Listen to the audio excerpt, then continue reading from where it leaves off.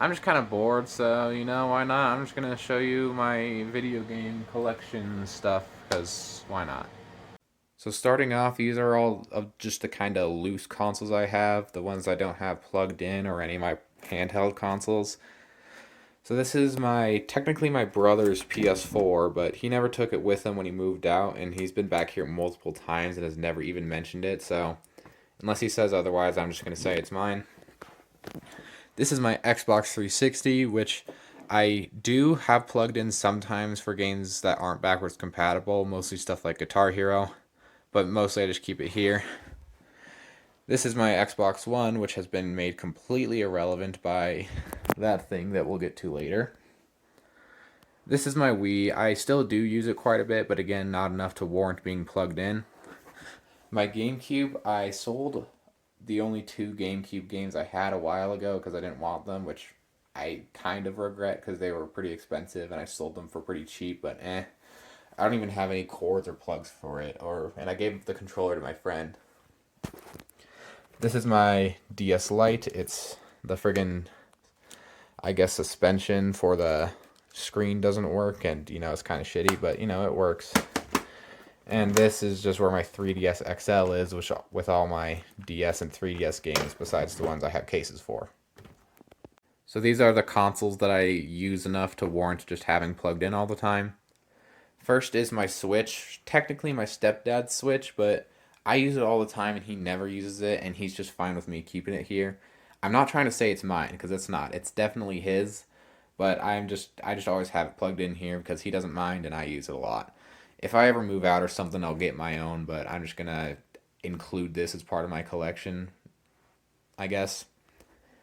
And over here is my Xbox Series X, which I bought with 600 of my own hard-earned dollars, and I love this thing. I basically just bought it for Starfield because I was so hyped for that, but the loading times and quick resume and how well everything runs is just awesome.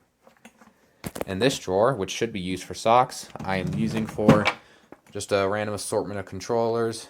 Got my Xbox One controller, DualShock 4, 360 controller, random Wii accessories, a bunch of loose batteries because I'm too lazy to just like throw them away or whatever you're supposed to do with those.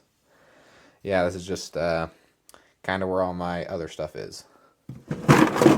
And this is the TV that I use to play it on, which is maybe like over 10 years old at this point, but it does the job, so. And yeah, it desperately needs dusting. I should get around to that. And now we can finally get around to just the games that I own. As you can see, a lot of Xbox 360 games and a few PS4 games and some Nintendo games just kind of scattered right there. I'm not going to go over all of them because that'd take all day, but I am going to go through ones that are like, I don't know, somewhat expensive or important to me or something like that. So I have them sorted by console, just going in chronological order, like when the consoles came out, like what generation it was. Xbox, so Xbox 360, Xbox One, Series X, then PlayStation 4, then Nintendo, Wii, Nintendo Switch, then the Nintendo handhelds, DS, 3DS, just stuff like that. NCAA Football '06, you might notice that I have two copies of. I bought this copy, but it wasn't really working on my 360 like it was, but it would just kind of crash all the time. So then I bought another copy off of eBay, but it didn't work either. I just think that the backwards compatibility for this game is just kind of fucked up, so it didn't work the best. I want to get rid of this, but GameStop won't take it because it's an old Xbox game, and my other local game store won't take it because it's a yearly sports game and they don't like buying those. So, I mean, if you want it, come and take it. I have been trying to collect every Xbox 360 Assassin's Creed game, which, I mean, I do think I have them all. I don't think I'm missing any. If I am, you can let me know, but I think this is all of them. I mean, it's not like they're rare or expensive to find. I just thought it'd be neat. This game right here, Blitz the League 2, I believe is the most rare and expensive game in my collection. Loose, which is what I obviously have, it's about $40 to $50, and complete, it's about $60 to $70. So, yep, this right here is a $40 disc for a 15-year-old game no one's heard about. Totally worth it. But I did try playing it. It wasn't that good, but I just like having it because, again, it's rare. It's like $50 for such an old game, and I don't know, I just think it's cool to have. Now this game, this is literally the first real video game I've ever played. Like, I played, like, Flash games and stuff on the family computer when I was growing up, but this is the first, like, actual console big boy video game. I think it was probably around, like, 2011. My dad took me and my brother into Fred Meyer's and bought us an Xbox 360 for his apartment, and that was one of the best days of my life. We bought 3 games, which are Halo Anniversary, Battlefield 3, and Call of Duty Modern Warfare 3. But Halo and okay. Now this game I can go on and on about. I think this was the first real video game I ever played. I played Flash games and probably Roblox or something on the family computer when I was growing up, but this was the first big boy real game I ever played. So I think it was probably around 2011 or something when my dad took me and my brother into Fred Meyer's and got us an Xbox 360, and he each let us pick out a game. This is the game that I picked. My brother picked out Battlefield 3, and my dad got us this game because he wanted one more game, I guess, and heard it was popular. Probably not the best parenting to pick out 3 M-rated games, but, you know, I'm not a school shooter yet, so I think I turned out fine. But this is easily the most meaningful for me because, I mean, I never played this game much, and also this isn't the original artwork, maybe not even the original disc. This is not the original copy of Modern Warfare 3. This is a different copy I bought off of Amazon because our disc stopped working. But this is the original case, disc, and everything. And you can tell it's the original disc because of how screwed up it is. I mean, seriously, I am absolutely shocked it still works. But yeah, this game is probably the most important game in my collection because it was just my first, and I just really remember having a lot of fun with it. Kind of like with Assassin's Creed, I also tried to collect every Halo game for the 360. It wasn't expensive or hard. All this combined is no more than like $20, and you could easily find all of it by going to like 2 game stores. But again, I just thought it'd be fun. Also, Halo 4 is better than Halo 3. Fucking fight me. Also, this game is terrible. I don't like it. Oh boy, Madden 12. This is the first Madden that I've played, and it's also the best Madden that I've played. Totally not because of nostalgia. Shut up. But yeah, I just think this is a cool Madden that more people need to recognize. It is the latest Madden with Team Creator because they got rid of it for some fucking reason, and that's like my favorite part of it. So, you know, it's just cool, and I wish more people realized that it was cool. Okay, this is just a side tangent, but Soul Calibur 4. Oh fuck. This was this is a really Soul Calibur is a really fucking good fighting series. It's easily my favorite traditional fighter, so I just want to give the series more recognition. Go to your local game store and buy a copy of Soul Calibur whatever for whatever system you have, cuz you will have a blast. Unless it's Soul Calibur 5. Fuck that game. Skyrim, yay. If you've known me for more than like 2 seconds, you know this is my favorite game ever. I think I played it no more than just a few months after it launched because we got our 360 in 2011. I'm pretty sure my dad just saw that this was a big upcoming game a lot of people were excited about. So pretty soon after it launched, he went into Fred Meyer's and also bought this for us. Not the Legendary Edition. I bought this just a few years ago because I wanted DLC on my 360. But yeah, he bought the game for us, and it was one of the first games I played also because it wasn't that long after we got our 360. And I loved it so much back then, and I love it so much now. And I'm just mad that I played it when I was so young because I didn't fully appreciate it. Like, what I wouldn't do to play this for the first time again. Jesus Christ. But yeah, this game's fucking awesome. Again, like Assassin's Creed, I've been trying to collect every Tropico game for consoles, which is Tropico 3, 4, 5, and 6. And yeah, Tropico is a very fun series that I also just want to bring attention to. But yeah, this is another sort of collection that I have, I guess. But yeah, please play a Tropico game. They're awesome. Unless it's Tropico 5. Fuck that game. We are finally outside of the Xbox 360 section, which took forever, but man, the Xbox One. I remember the Christmas when we got our Xbox One. Ah, man, that was unforgettable.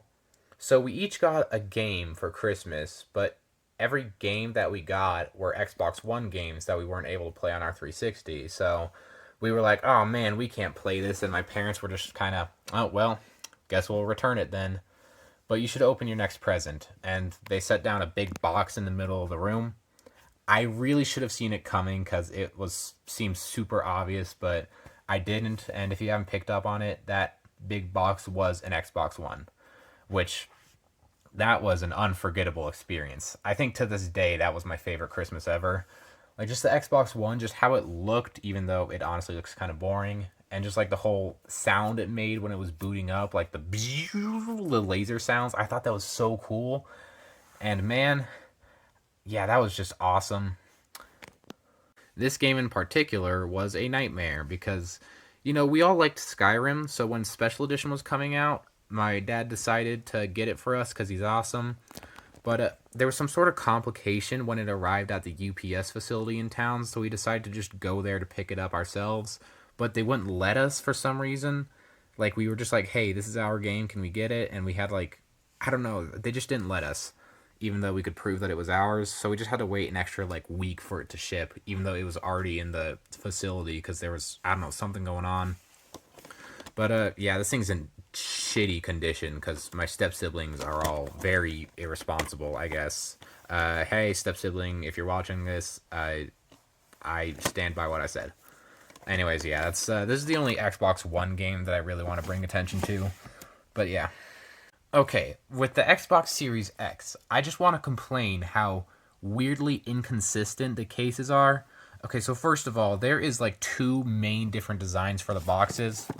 There's this, which is just the same damn thing as the Xbox One boxes. And then there's this, which is more distinct, which I appreciate, but it's also like, why did you change it in the middle of the generation? Like, I prefer this because it's more different than the Xbox One boxes, but since you started with this, you should have just stuck to this. And same with the spines. Like, you can see how the spine on the new design is like slightly higher up, which is annoying, and it's like, why did they do that?